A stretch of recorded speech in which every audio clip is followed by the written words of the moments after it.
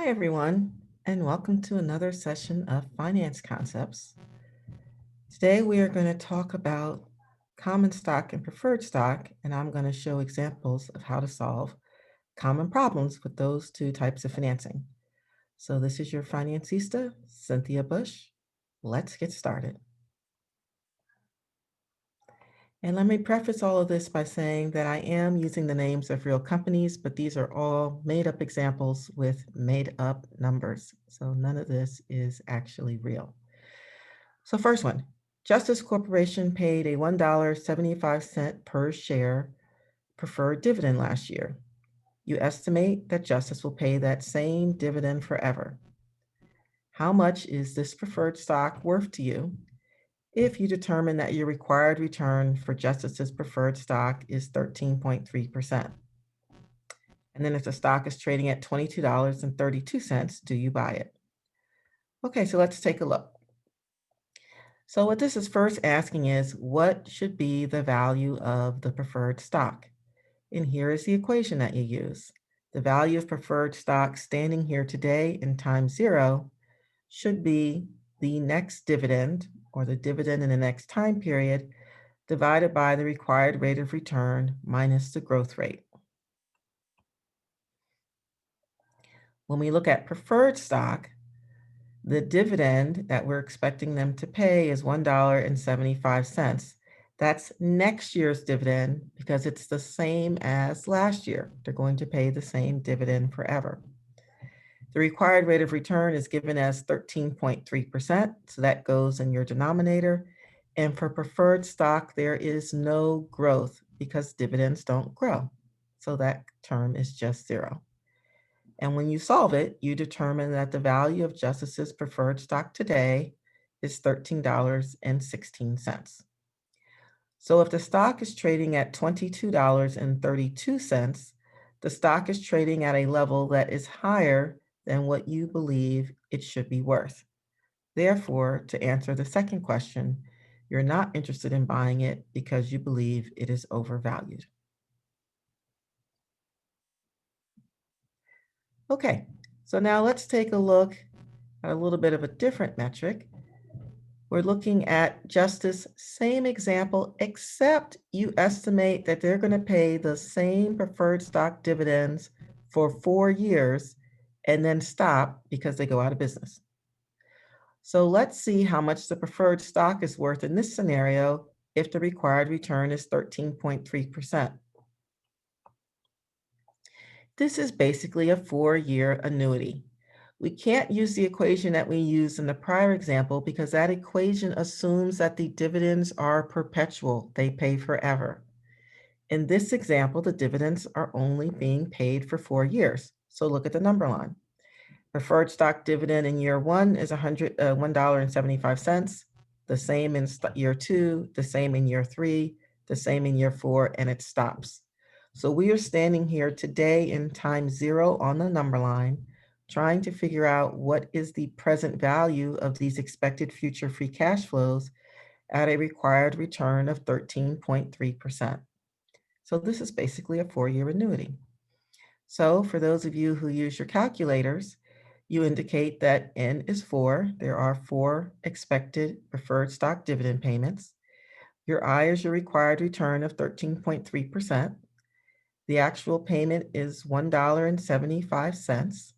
Future value is irrelevant. You can make it 0. And you solve for present value. So standing here today in time 0, you determine that in this scenario, Justice's stock is worth $5.17, which is the present value of the expected future dividends at a required return of 13.3%. Okay, let's take a look at this third example. Again, all made up numbers, but suppose Coca-Cola plans to pay an annual preferred stock dividend of $2.58 per share starting 3 years from today.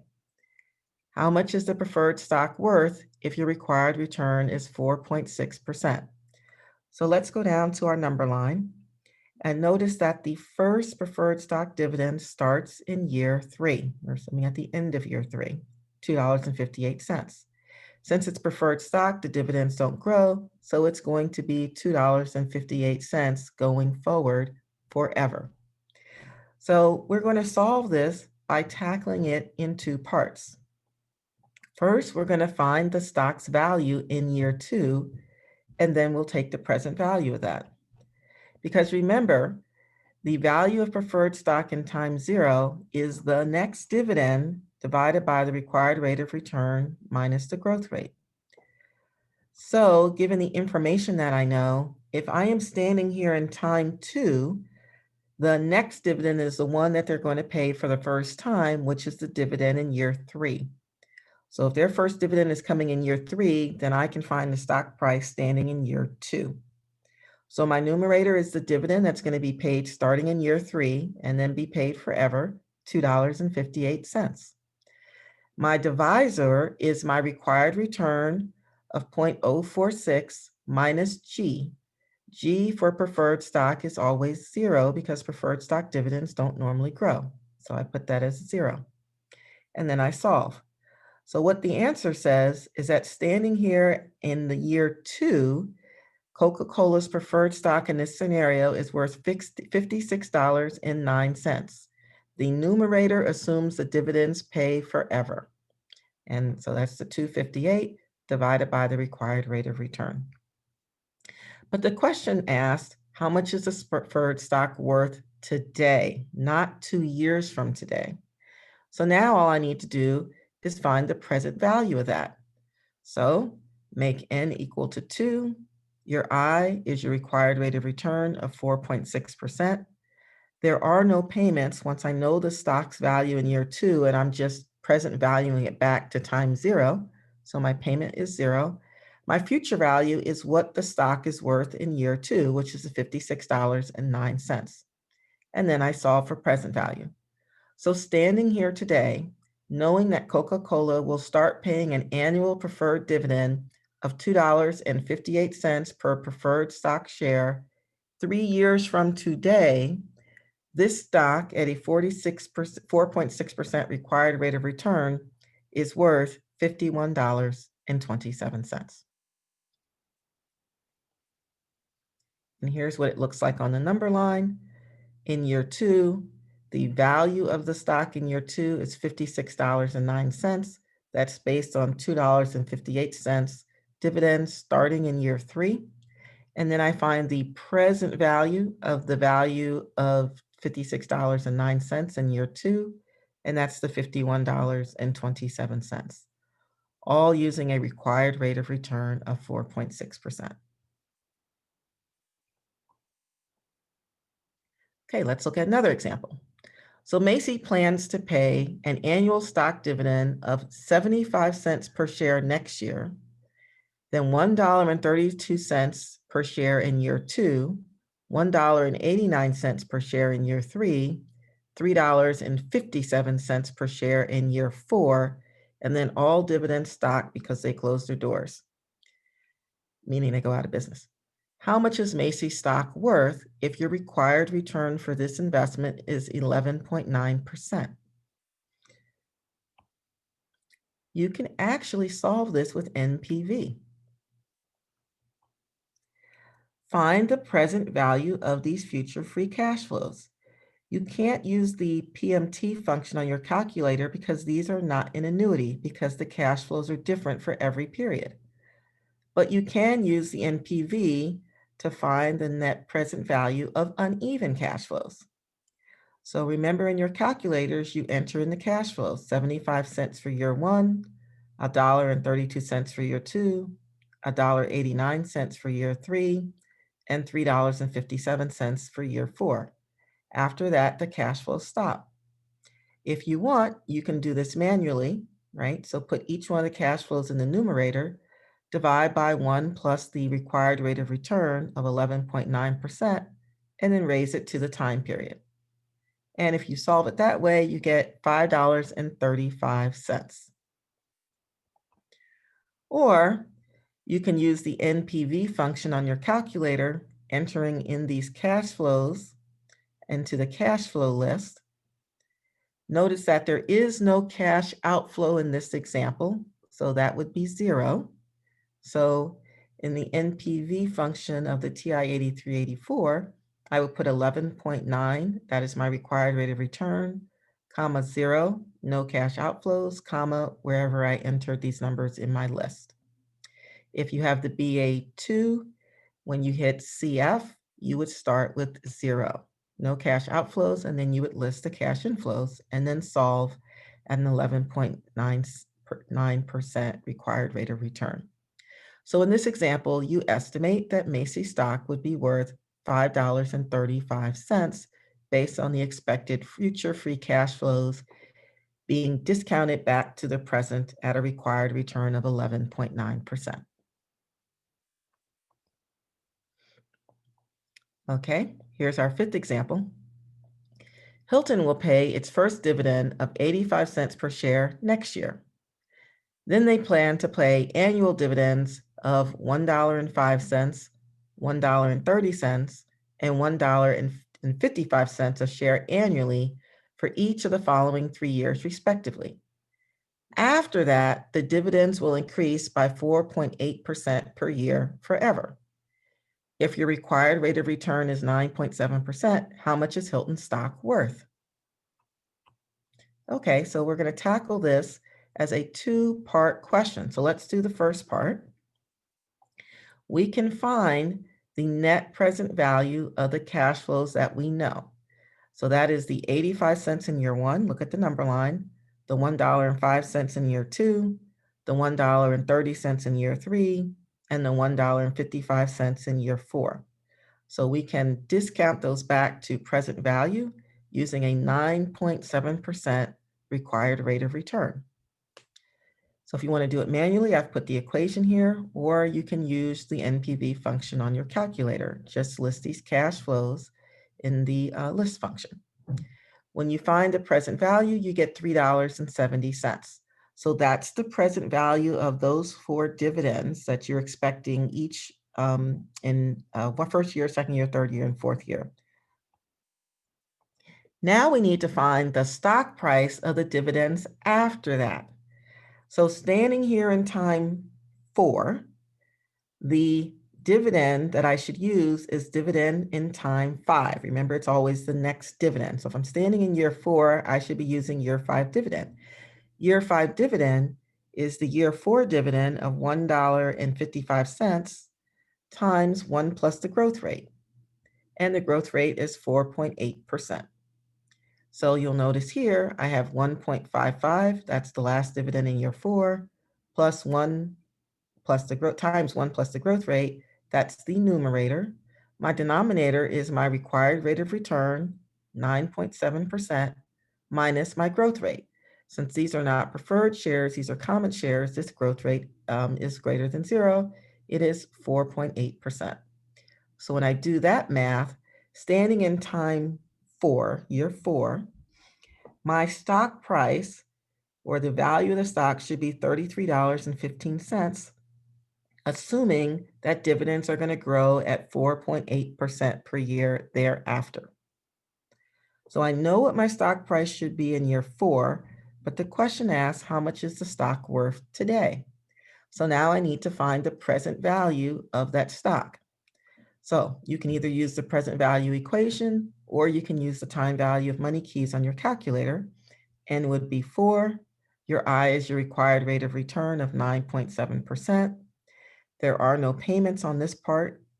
The future value is what we calculated to be the value of the stock standing in year 4. That's $33.15. And we solve for the value of time 0, which is the present value. And we get $22.89. Add that to the present value of the discounts through present value of the dividends through years 1 through 4. That was $3.70. We found that earlier. So the total stock price today should be worth $26.59. So again, this was just a two-parter. If you break it apart and solve each one separately and then bring them back together, it makes it a lot easier. Okay, here's our 6th example. Royal Caribbean Incorporated just paid its annual dividend of $4.83 per share. The company has been reducing its dividends by 7.1% annually. How much are you willing to pay today for Royal Caribbean stock if your required rate of return is 14%? Okay. And let's answer that first. So I just realized that this is the incorrect number chart, so ignore that. But just know this, the annual dividend that it just paid is $4.83. When I'm thinking about the stock price, remember, I need to use the next dividend. So my next dividend, if I'm standing here today, is going to be that $4.83 dividend reduced by the growth rate, right? Because it's declining. So I take the dividend, which was the last dividend of $4.83, multiply it times 1 minus the growth rate. If it was a positive growth rate, then it'll be 1 plus the growth rate. In this case, it's 1 minus the growth rate because the growth rate is falling. And then I divide it by the required rate of return, which was 9.7%, minus the reduction in the growth rate, which is minus 0.71%. And I just realized that we've got what looks like a typo here, so I will fix this, but it should say 14% minus the 0.071%, and then you solve. And then if the answer you get is greater than where the stock is trading, that means you think the stock is worth more than where it's trading at, and so therefore you would be interested in buying it. Okay, this is example number 7. U-Haul stock is selling for $66.32 per share. Investors have a required return of 14.5%, and dividends for U-Haul's common stock are expected to grow at 8.9% indefinitely. What was the dividend U-Haul just paid? So we know what the stock is worth today. That's $66.32. Let's tackle this. So here's our equation. The stock price in time 0 is simply the dividend, the next dividend, so dividend in time 1 divided by the required rate of return minus G. The stock price is $66.32. That equals the dividend in time 1. We don't know what the next dividend is. And then that you divide that by the required rate of return, which is 14.5%, minus the growth rate, which is 8.9%. So we determine when you do the algebra this, that the next dividend is $3.71. You just solve for dividend in time period 1. Once we know the dividend, the next dividend, we can figure out the last dividend. So if the next dividend is $3.71, that's basically the last dividend times 1 plus the growth rate. So we say, okay, 1 plus the growth rate is 0.089. So 1 plus the growth rate is 1.089. We move terms around using algebra, and we determine the last dividend that U-Haul paid was $3.41.